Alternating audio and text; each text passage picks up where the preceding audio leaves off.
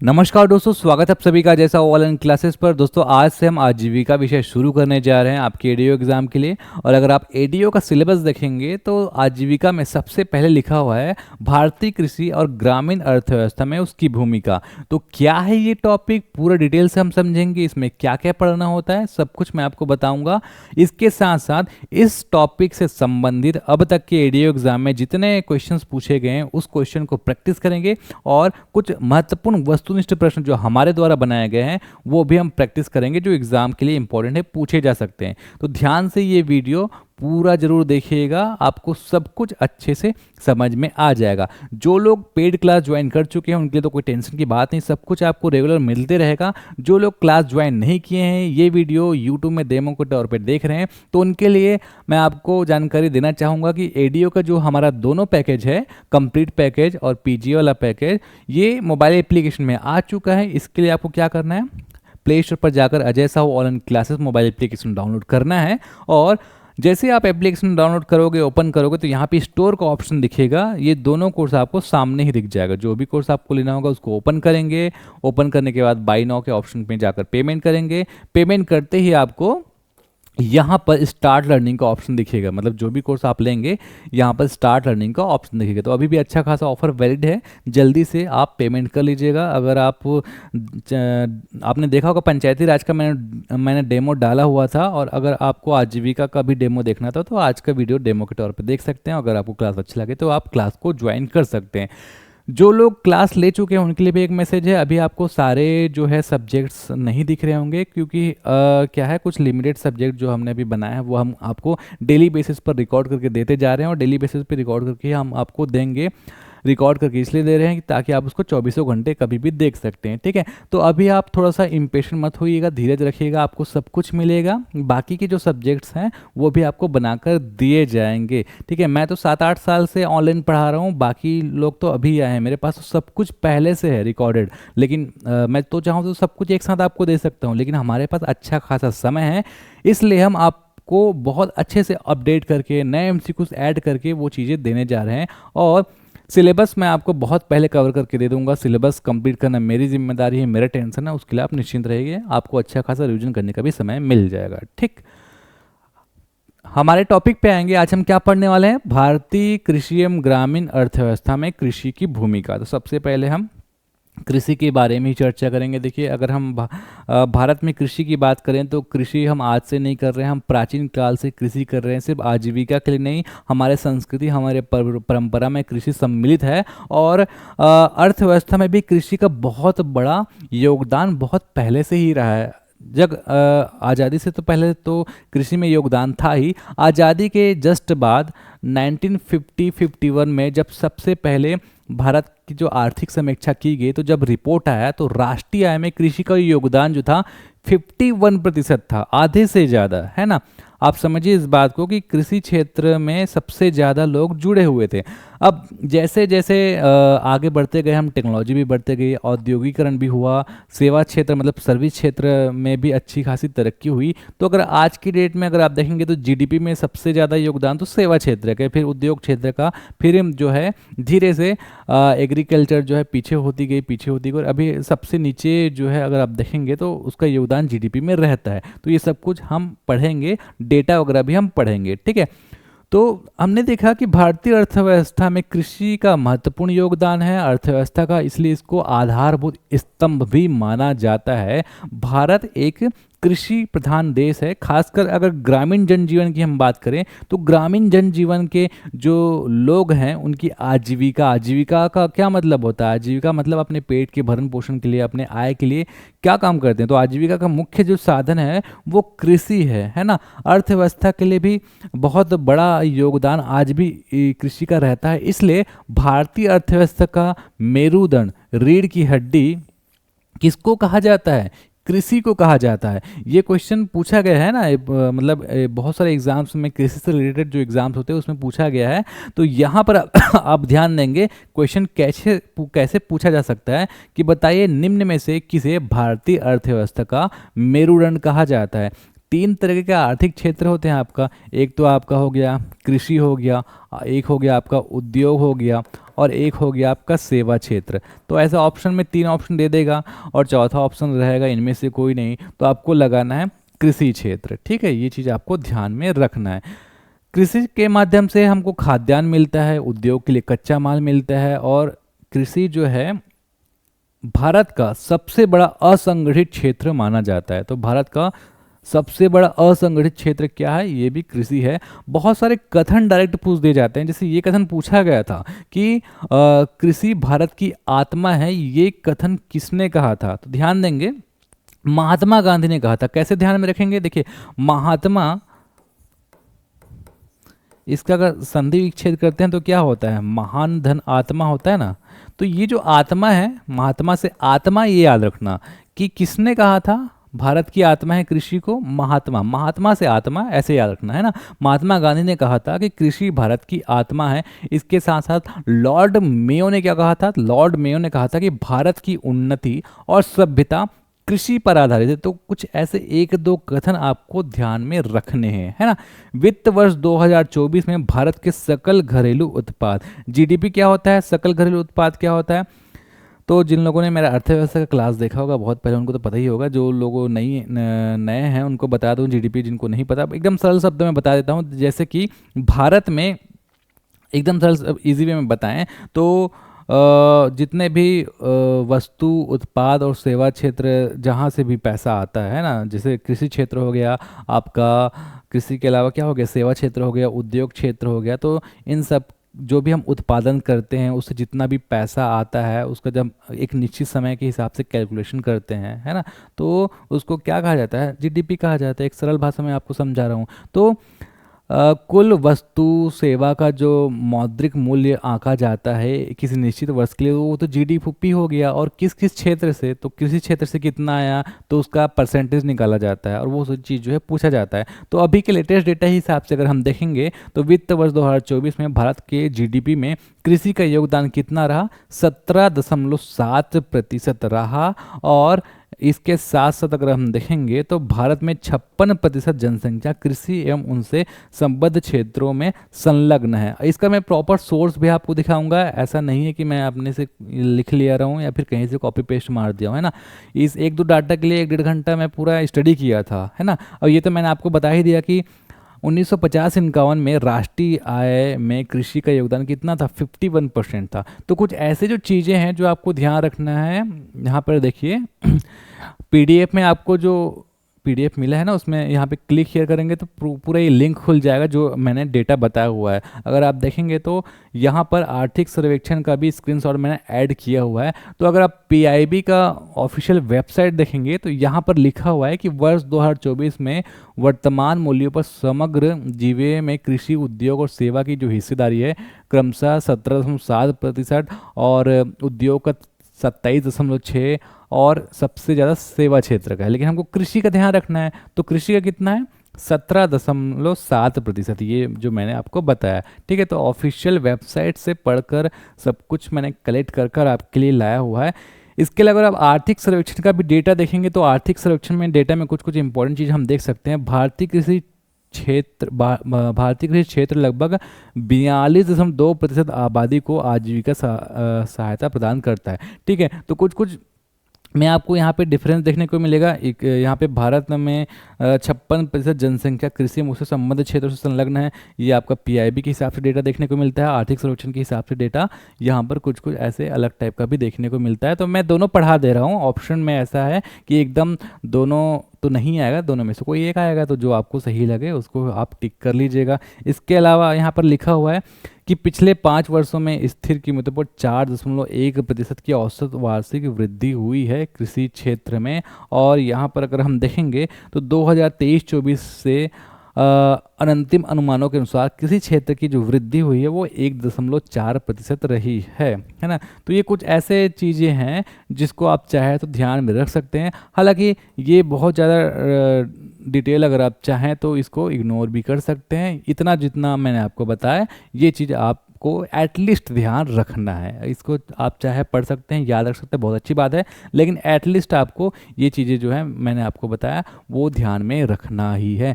फिर हम इसी सारे डेटा को छत्तीसगढ़ के संदर्भ में पढ़ेंगे। जैसे छत्तीसगढ़ राज्य की कितने प्रतिशत लोगों का जीवन यापन कृषि पर आधारित है, तो अभी हाल ही में जो भी हमारा इकोनॉमिक सर्वे लेटेस्ट है उसके हिसाब से अगर हम देखें तो छत्तीसगढ़ राज्य की लगभग 80% लोगों का जीवन यापन कृषि पर निर्भर है। अगर आप इकोनॉमिक सर्वे का पीडीएफ ओपन करके देखेंगे तो ये सारा डेटा जो मैंने लिखा हुआ है ये आपको मिल जाएगा, है ना।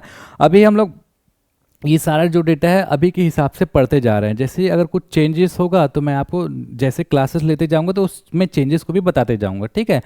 प्रदेश के 40.10 लाख कृषक परिवारों में से 82% जो कृषक परिवार है वो लघु एवं सीमांत श्रेणी के अंतर्गत आते हैं। क्या होता है लघु एवं सीमांत श्रेणी? देखिए, जिनके पास 1 हेक्टेयर से कम जमीन होता है, कृषि जोत होता है, उसको हम लघु श्रेणी के अंतर्गत डालते हैं, और जिनके पास 1 से 2 हेक्टेयर के पास आसपास जमीन होता है उसको हम सीमांत कृषक के अंतर्गत गिनते हैं। तो ऐसे जो है 82% जो कुल लघु एवं सीमांत श्रेणी के जो है किसान वो आते हैं, है ना। यहाँ पर देखते हैं 1 हेक्टेयर में लगभग 2-2.5 एकड़, मान लो 2.47 एकड़ के आसपास होता है, ठीक है। वर्तमान में प्रदेश में सभी सिंचाई स्रोत से 38.84% में सिंचाई की सुविधा है। अगर हम छत्तीसगढ़ की बात करें तो जितना भी छत्तीसगढ़ में खेती किया जाता है उसमें से 38.84% पर सिंचाई की सुविधा उपलब्ध है। छत्तीसगढ़ राज्य में वर्तमान में 69 कृषि उपज मंडियां हैं और 121 उपमंडियां कार्यरत है।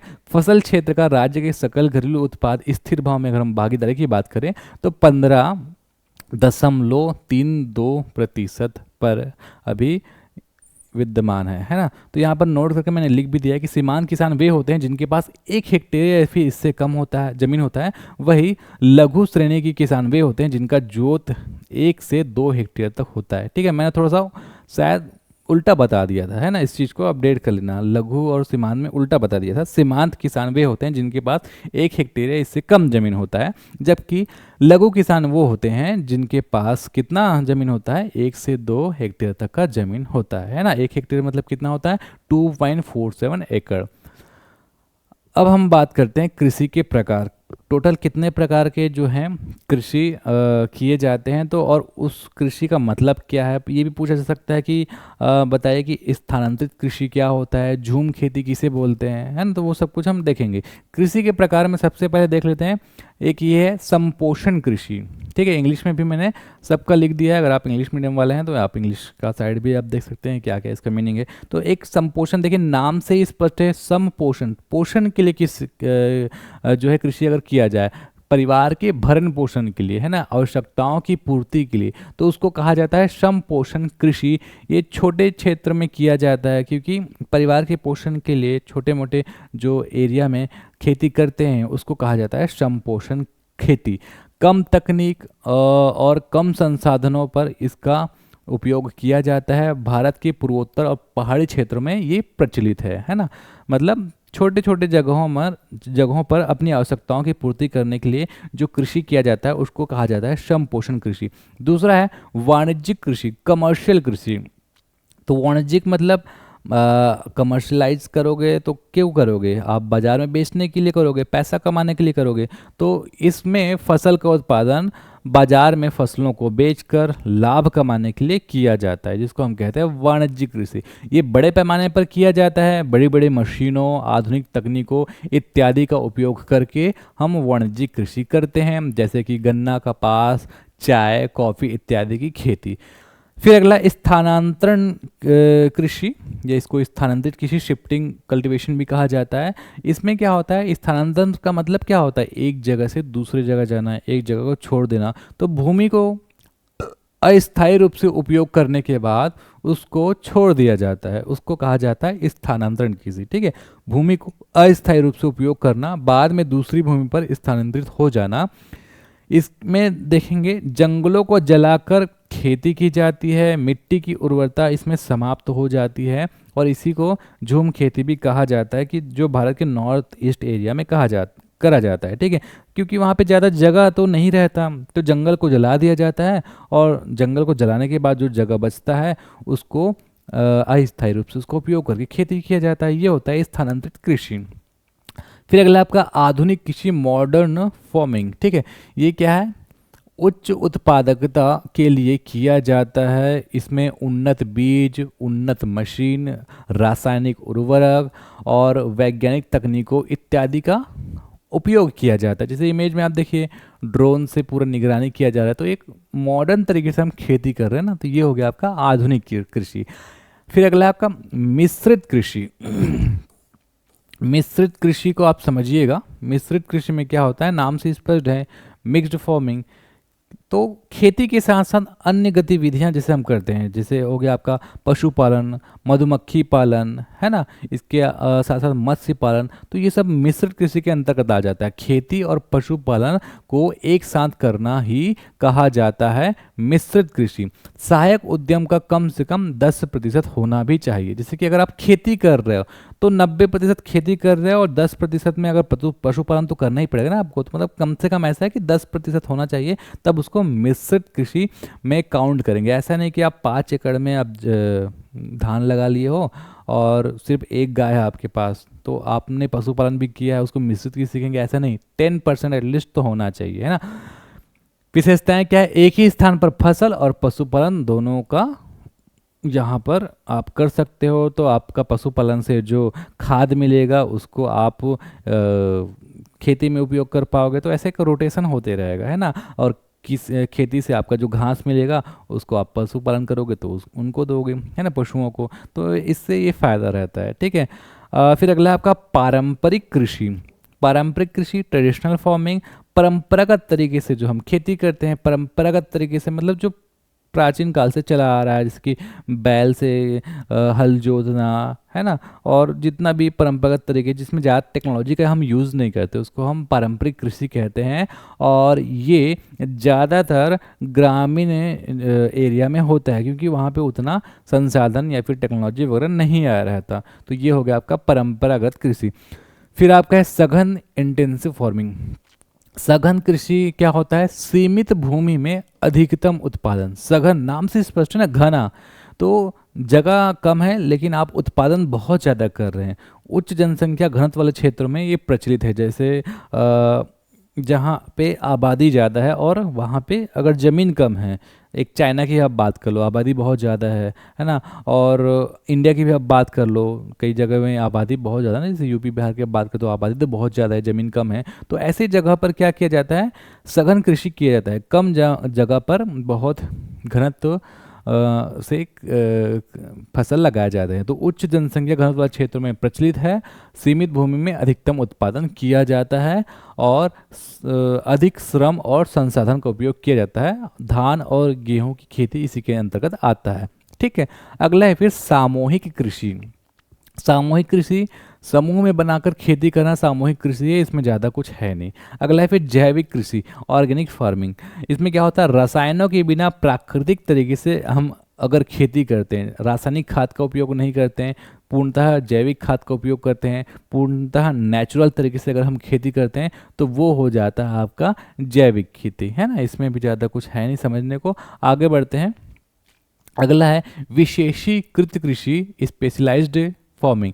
विशेषीकृत कृषि में क्या है? किसी भी एक फसल पे आपका पूरा कंसंट्रेशन रहेगा, आपका ध्यान केंद्रित किसी भी एक फसल पे रहेगा। तो किसी विशेष फसल या उत्पाद पर ध्यान केंद्रित करना है। अपनी कुल आय का कम से कम 50% किसी एक फसल से प्राप्त करना है ना। जैसे कि अगर आप फसल लेते हैं, धान का, गेहूं का, बहुत सारे चीज़ों का फसल लेते हैं, लेकिन एक में आपका ज़्यादा फोकस है, 50% से ज़्यादा खेती आप किसी एक पे कर रहे हो, किसी एक पे कॉन्सेंट्रेट कर रहे हो, है ना, तो उसको हम कहेंगे विशेषीकृत कृषि, किसी एक में ध्यान देना।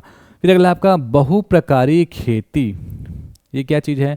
खेती का वह तरीका जिसमें एक ही खेत में या एक ही समय पर विभिन्न प्रकार की फसलों, पौधों या फिर कृषि गतिविधियों का संचालन किया जाता है। और यहाँ पर अगर हम बात करें तो प्रत्येक स्रोत से 50% या इससे अधिक की हिस्सेदारी ना मिलता हो। ठीक है, बहु प्रकारी खेती, बहु प्रकारी नाम से स्पष्ट ना, बहुत सारे प्रकार की हमको खेती करना है, तो यहाँ पर खेती का वो तरीका है जिसमें खेत तो एक है, लेकिन एक ही समय पर विभिन्न प्रकार के फसल लिए जाते हैं। अब विभिन्न प्रकार के फसल तो लिए जाते हैं, तो ऐसा भी नहीं है कि एक प्रकार की फसल आप 99% ले रहे हो, एक का 1 ही % ले रहे हो, है ना। वो आपको 50% से ज़्यादा हिस्सेदारी नहीं होना चाहिए किसी भी चीज़ का। तो ये होता है आपका बहुप्रकारी खेती। बहुप्रकारी खेती में भी बहुत सारे टाइप्स हैं, प्रकार हैं, उसको हम एक एक करके समझेंगे। तो जैसे कि ये पहला मिश्रित फसल तो हमने समझ लिया था। मिश्रित फसल में क्या होता है, एक ही खेत में एक साथ दो या अधिक फसलों की बुआई करना। जैसे मक्का के साथ मूंगफली लगा दिए, गेहूं के साथ चना लगा दिए, एक ही समय पर, है ना, एक ही समय पर एक ही खेत में अगर आप एक से अधिक बुआई कर रहे हो। दूसरा है फसल चक्रीकरण। तो मिश्रित फसल और फसल चक्रीकरण में आपको कंफ्यूज नहीं होना है। मिश्रित फसल में क्या है, एक ही साथ में एक ही खेत में हम दो फसल लगा रहे हैं। और फसल चक्रीकरण में क्या है, एक खेत में हम फसल तो लगा रहे हैं एक से अधिक, लेकिन उसको क्या है, टाइम टू टाइम लगा रहे हैं, एक साथ नहीं लगा रहे हैं। एक ही खेत में विभिन्न मौसमों पर अलग अलग फसलों की खेती कर रहे हैं। जैसे कि आप देखेंगे तो बरसात में धान लगा दिए, है ना।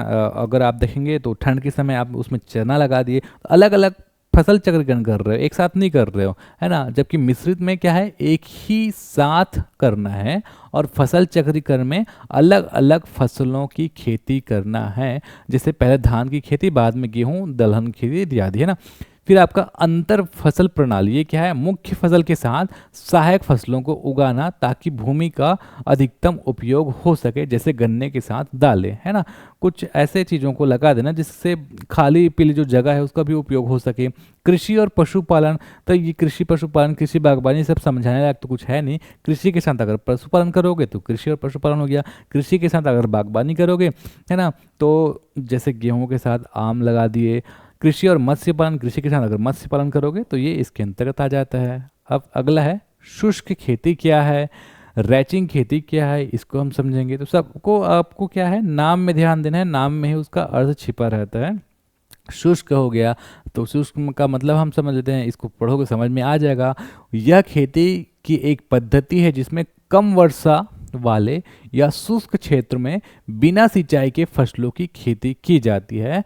शुष्क खेती का मुख्य उद्देश्य उन क्षेत्रों में फसलों का उत्पादन करना है जहां जल स्रोत सीमित है और वर्षा जो है 750 मिलीमीटर या फिर 75 सेंटीमीटर से कम होता है। जहाँ पर वर्षा कम होता है, जहाँ पर पानी का अभाव है, वहाँ पर सिंचाई के बिना फसलों की खेती की जाती है, उसको कहा जाता है शुष्क खेती। फिर अगला आपका एक रैंचिंग खेती, ये क्या चीज़ है। रैंचिंग खेती में अगर हम देखेंगे तो यहाँ पर किसी भी प्रकार का खेती वगैरह कुछ लगाना वगैरह नहीं किया जाता, जबकि पशुचारण किया जाता है, इसको हम समझते हैं। रैंचिंग खेती में भूमि की जुताई, बुआई या फिर गुड़ाई आदि नहीं की जाती और न ही फसलों का उत्पादन किया जाता है, बल्कि प्राकृतिक वनस्पति पर विभिन्न प्रकार के पशुओं जैसे भेड़, बकरी आदि को चराया जाता है। तो रैंचिंग एक इस प्रकार की खेती है जो पशुपालन आधारित है, जिसमें बड़े भूभाग पर जानवरों को चराने और पालने का काम किया जाता है ना। जैसे आप चरवाहों को देखे होंगे, चरवाहे जो लोग क्या करते हैं, रैंचिंग करते हैं, खुले एरिया में अपने पशुओं को चराते हैं। तो वो क्या कर रहे हैं, कोई खेती थोड़ी कर रहे हैं, कोई बुआई जुताई ऐसा कुछ नहीं कर रहे, वो रैंचिंग कर रहे हैं, मतलब वो सिर्फ अपने गायों को चरा रहे हैं। ठीक, आगे बढ़ते हैं। अगला है मोनोकल्चर और फिर मोनोक्रॉपिंग, ये क्या चीज़ है। एकल कृषि और ये फिर मोनोक्रॉपिंग, ये दोनों क्या चीज़ है, इसको हम समझेंगे, है ना। तो मोनोकल्चर को पहले हम समझ लेते हैं। मोनोकल्चर खेती की एक प्रणाली है जिसमें लंबे समय तक एक ही क्षेत्र में केवल एक ही प्रकार की फसल या फिर पौधे उगाए जाते हैं। ठीक, जनरली हम लोग मोनोक्रॉपिंग ही करते हैं, मान के चलिए छत्तीसगढ़ में। जैसे कि लंबे समय तक एक ही क्षेत्र में एक ही फसल, हम लोग देख रहे हैं हमारे पूर्वज बहुत पहले से धान लगा रहे हैं, धान की खेती की जा रही, आज भी धान की खेती की जा रही। तो लंबे समय पर क्या हुआ, एक ही क्षेत्र में एक ही प्रकार की जो फसल उगाई जाती है उसको कहा जाता है मोनोकल्चर। ठीक, किसी निश्चित क्षेत्र पर लंबे समय तक एक ही फसल की बारंबारता, ये चीज़ आपको याद रखना है। ठीक है, ये होता है मोनोकल्चर। फिर है आपका मोनोक्रॉपिंग। ये क्या चीज़ होता है? मोनोक्रॉपिंग एक कृषि पद्धति जिसमें एक ही क्षेत्र में हर मौसम या हर वर्ष में केवल एक ही प्रकार की फसल लगाई जाती है। इसको आप थोड़ा सा समझिए, दोनों में कन्फ्यूज हो सकते हैं। एक वर्ष में किसी निश्चित भूमि में एक ही फसल को उपजाना। यहाँ पर हम बात कर रहे हैं लंबे समय के लिए, लंबे समय तक एक ही फसल को लगाया जा रहा है। और यहाँ पर हम बात कर रहे हैं मौसम से रिलेटेड या फिर एक वर्ष से रिलेटेड, हर मौसम में एक फसल लेना, ये होता है आपका मोनोक्रॉपिंग। और यहाँ पर बहुत लंबे समय से एक फसल को लेना होता है मोनोकल्चर। यहाँ पर अंतर भी मैंने यहाँ पर बना के रखा हुआ है। ठीक है, मोनोकल्चर लंबे समय तक एक ही क्षेत्र में एक ही प्रकार की फसल, हर मौसम में एक ही प्रकार की फसल। दीर्घकालिक प्रक्रिया है, बहुत लंबे समय पर चलता है। अल्पकालिक प्रक्रिया, एक साल का कैलकुलेशन करते हैं। जैव विविधता और मृदा की उर्वरता को ये कम करता है। ये भी मृदा के पोषक तत्वों की कमी जल्दी इसमें भी होती है। बड़े स्तर पर केवल चावल की खेती, हर वर्ष केवल गन्ने की खेती, है ना। तो यहाँ पर डेफिनेशन बस याद रखिएगा कम से कम, ये दीर्घकालिक होता है या अल्पकालिक होता है। अगला है श्री पद्धति, system of rice intensification. Shri इसका फुल फॉर्म। तो ये श्री पद्धति क्या है? श्री पद्धति धान की खेती के लिए किया जाता है। धान की खेती की एक आधुनिक पद्धति है जहाँ पर पानी कम होता है ना, जहाँ पर कम बीज से ज़्यादा उत्पादकता करना होता है और पानी भी कम होता है। तो वहाँ पर श्री पद्धति को अपनाया जाता है। क्या इस श्री पद्धति, इसके बारे में हम पढ़ते हैं। श्री पद्धति धान की खेती की आधुनिक तकनीक है जिसे कम पानी, कम बीज और प्राकृतिक संसाधनों का कुशल उपयोग करके अधिक उत्पादन प्राप्त किया जाता है ना। यह पद्धति पारंपरिक धान खेती की तुलना में अधिक उपज देती है। जो हम परंपरागत तरीके से धान की खेती करते हैं, श्री पद्धति में उससे उत्पादन ज़्यादा होता है। और अच्छी बात यह है कि पानी भी कम लगता है और बीज भी कम लगता है ना। तो धान इसमें कैसे किया जाता है? धान की खेत में स्थायी जलभराव की आवश्यकता नहीं होती। अगर आप धान की बात करें तो जब भी आप देखेंगे धान की खेती के लिए बहुत, ये अगर धान की फसल हो गई है ना, तो धान की खेती के लिए बहुत पानी चाहिए होता है। पानी हम भर भर के रखते हैं।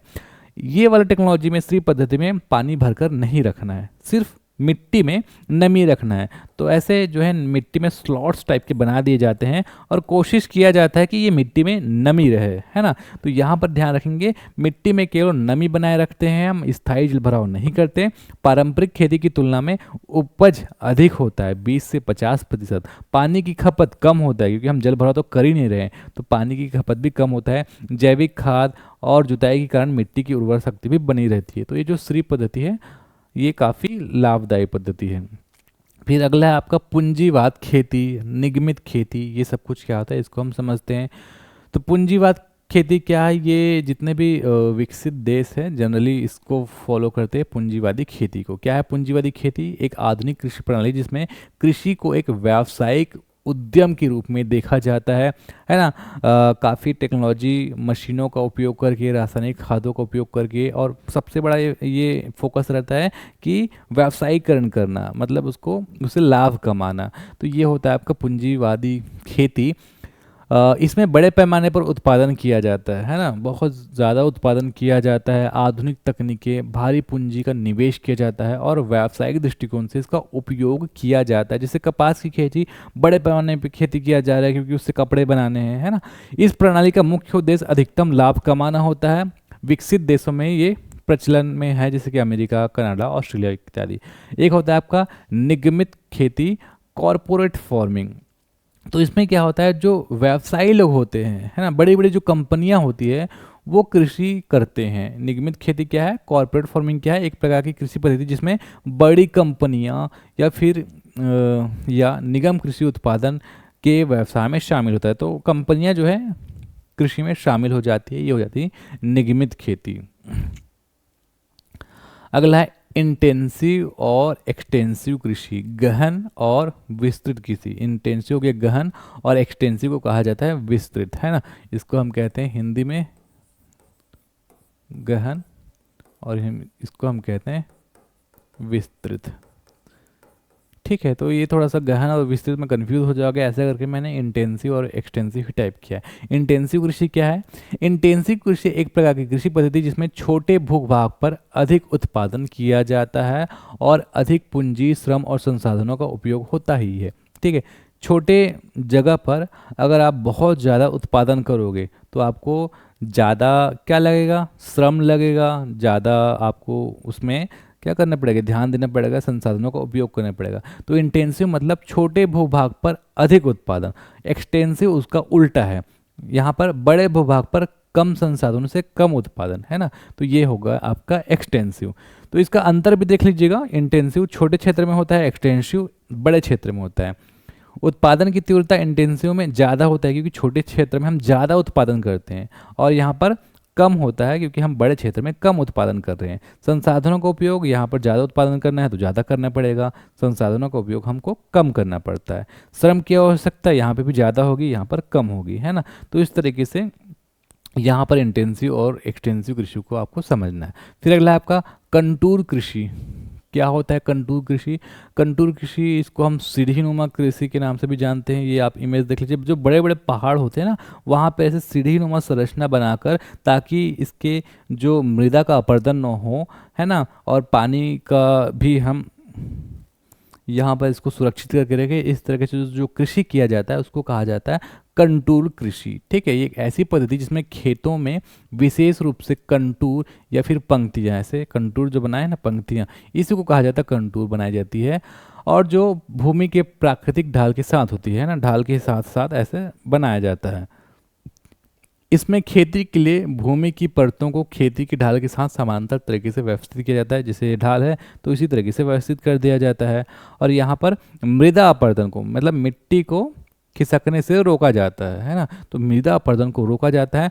पहाड़ी और ढलवा क्षेत्रों में जहाँ पर सामान्य खेती करना कठिन होता है, वहाँ पर ये कंटूर जो खेती है वो किया जाता है। फिर अगला है फसल के प्रकार।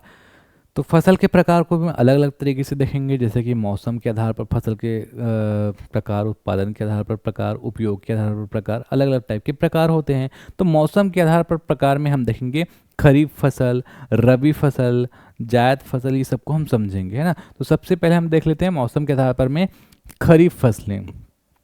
खरीफ और रबी, इसमें ज़्यादातर लोग कंफ्यूज होते हैं कि खरीफ जो है इसमें ज़्यादा पानी चाहिए, या फिर कौन सा जो है बारिश के मौसम में हम लगाते हैं। तो देखिए, इसको तो एक छोटा सा हम ट्रिक बता देता हूँ।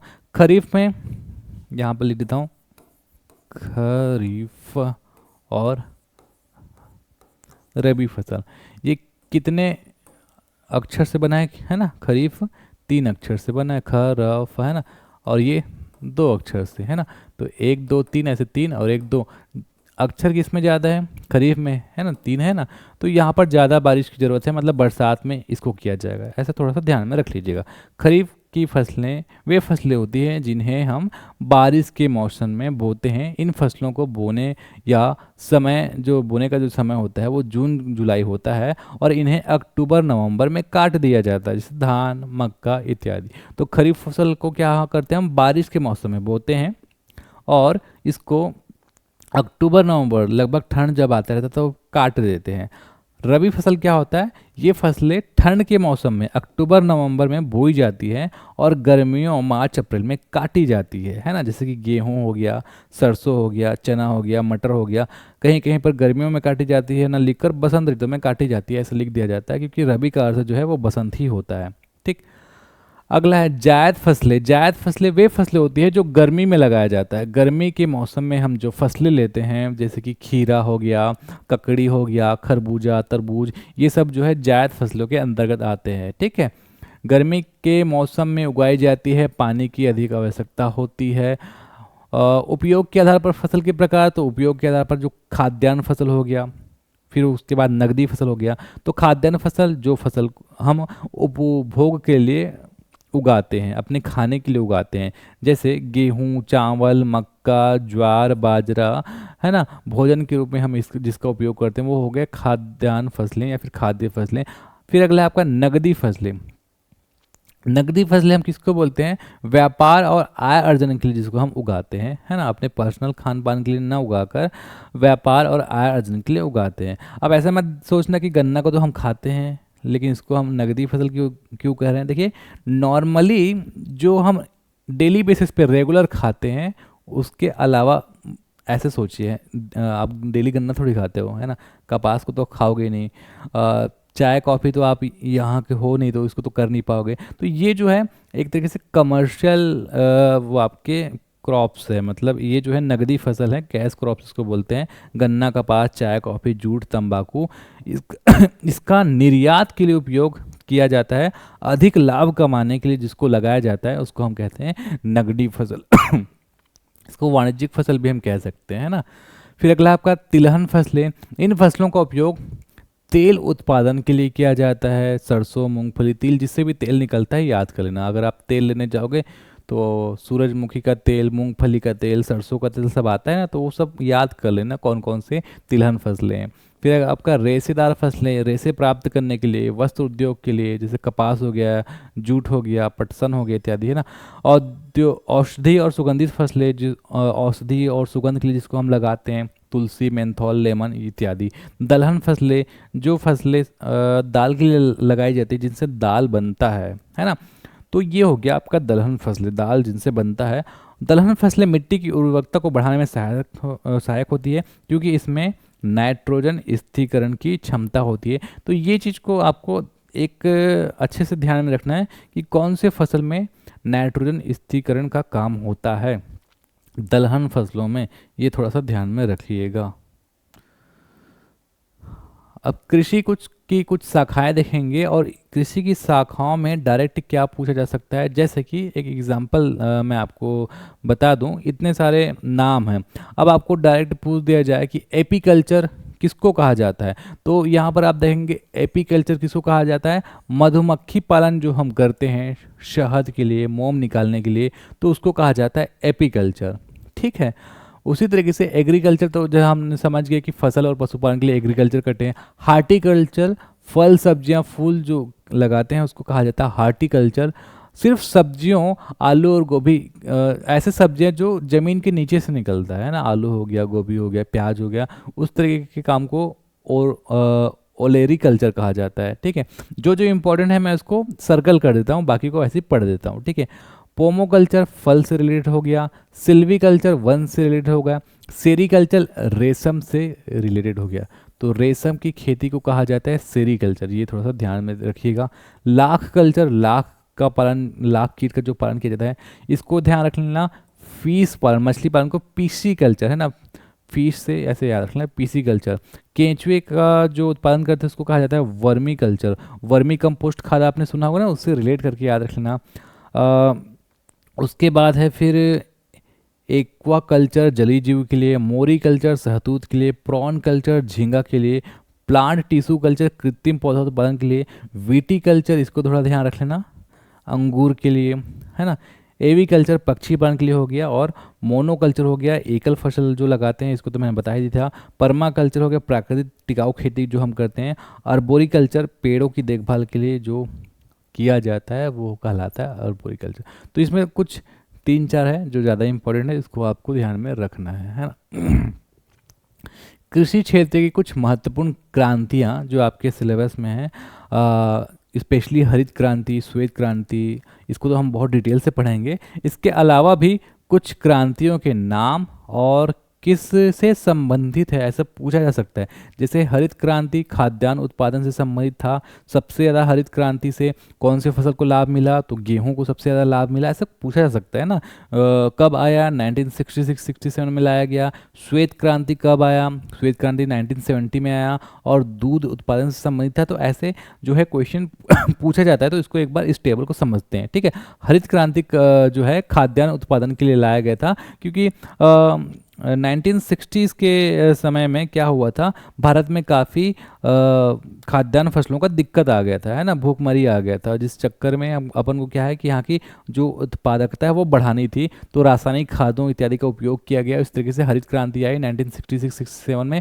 हरित क्रांति का तो एक पूरा लेक्चर हम लेंगे, क्योंकि बहुत एक बड़ा टॉपिक है आपका हरित क्रांति, है ना, तो उसका डिटेल में हम पढ़ेंगे। अभी हम शॉर्ट में पढ़ लेते हैं। तो भारत में जनक MS स्वामीनाथन माना जाता है हरित क्रांति के जनक, है ना। श्वेत क्रांति 1970 में आया। श्वेत क्रांति दूध उत्पादन संबंधित, श्वेत वाइट क्या रहता है, दूध रहता है, तो श्वेत क्रांति हो गया दूध उत्पादन से संबंधित। वर्गीस कुरियन इसके जनक माने जाते हैं। नीली क्रांति मत्स्य उत्पादन मतलब मछली उत्पादन से संबंधित हो गया अरुण कृष्णन, और हीरालाल चौधरी इसके जनक माने जाते हैं। पीली क्रांति खाद्य तेलों और तिलहन उत्पादन से संबंधित हो गया सैम पित्रोदा, शशांक पांडे, रजवार, ये सब जो है इसके जनक माने जाते हैं। गुलाबी क्रांति झींगा उत्पादन और प्याज उत्पादन से संबंधित है और दुर्गेश पटेल इसके जनक माने जाते हैं। काली क्रांति पेट्रोल, खनिज तेल, कोयला इत्यादि से संबंधित हो गया, और यहाँ पर धूसर या ग्रे क्रांति उर्वरक उत्पादन, सीमेंट उत्पादन, ये सब से संबंधित हो गया।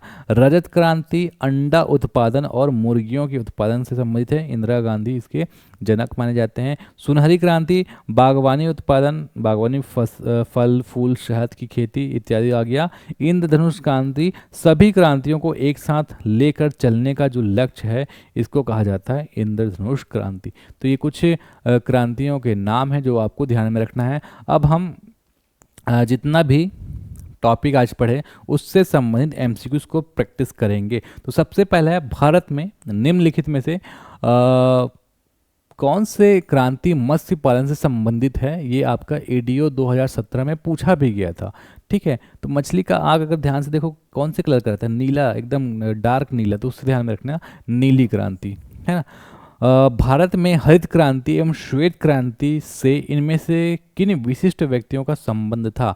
तो जनक से संबंधित आपको ध्यान में रखना, जैसे कि यहाँ पर देखेंगे तो एम.एस. स्वामीनाथन हरित क्रांति से संबंधित है और वर्गीस कुरियन श्वेत क्रांति से संबंधित है। यहाँ पर जस्ट देख लीजिए, है ना, हरित क्रांति एम.एस. स्वामीनाथन, श्वेत क्रांति वर्गीस कुरियन। तो ये जो आपका ऑप्शन है सेकंड नंबर वाला, ये आपका सही जवाब आ जाएगा। फिर अगला है आपका भारत में श्वेत क्रांति के मुख्य शिल्पकार, अभी जस्ट हमने देखा वर्गीस कुरियन। ये सब आए हुए क्वेश्चन है। ठीक है, किसे भारतीय अर्थव्यवस्था का मेरुदंड, रीढ़ की हड्डी माना जाता है। तो सबसे पहले वाला स्लाइड को याद करेंगे, कृषि को हमने पढ़ा था। कृषि भारत की आत्मा है, यह कथन किसने कहा था। कृषि भारत की आत्मा है, तो आत्मा महात्मा से आत्मा ऐसे करके मैंने आपको बताया था, महात्मा गांधी याद रखना। भारत की उन्नति और सभ्यता कृषि पर आधारित है, यह कथन किसका था, लॉर्ड मेयो का ये कथन था। अगला है वर्तमान में देश में कितने प्रतिशत आबादी को रोजगार कृषि से मिलता है। तो वर्तमान में लगभग 56%। ऑप्शन देखिए अलग अलग, अगर वेबसाइट में देखोगे, बुक में देखोगे तो ये अलग अलग ऑप्शन देखने को मिलेगा। कई बार क्वेश्चन पूछा गया है 50% से अधिक ऐसे भी ऑप्शन देखने को मिले हैं। तो एक लिस्ट ध्यान में ये रखिएगा 50% से ज़्यादा, है ना। वित्त वर्ष 2024 में भारत के सकल घरेलू उत्पाद में कृषि क्षेत्र का योगदान कितना प्रतिशत है, 17.7%। छत्तीसगढ़ राज्य में लगभग कितने प्रतिशत लोगों की आजीविका कृषि पर निर्भर है। तो ये है आपका 80%, 80%। प्रदेश में कितने प्रतिशत लघु एवं सीमांत श्रेणी के किसान हैं। तो 82%। अगला है छत्तीसगढ़ राज्य को सर्वाधिक खाद्य उत्पादन की श्रेणी में कृषि कर्मण प्रथम पुरस्कार कब प्राप्त हुआ था। तो ये प्राप्त हुआ था फरवरी 2020 में। तो ये ऑप्शन सी का सही जवाब हो गया। वर्तमान में प्रदेश के सभी सिंचाई स्रोतों से कितने प्रतिशत कृषि क्षेत्र में सिंचाई की सुविधा उपलब्ध है। तो 38%। हमने कितना पढ़ा था, एग्जैक्टली 38.84% के आसपास पढ़ा था ना। छत्तीसगढ़ राज्य में वर्तमान में कितनी कृषि उपज मंडियां हैं। तो 69, और उप मंडियां कितनी हैं। तो 121। अगला है नीली क्रांति के जनक कौन है, अरुण कृष्णन।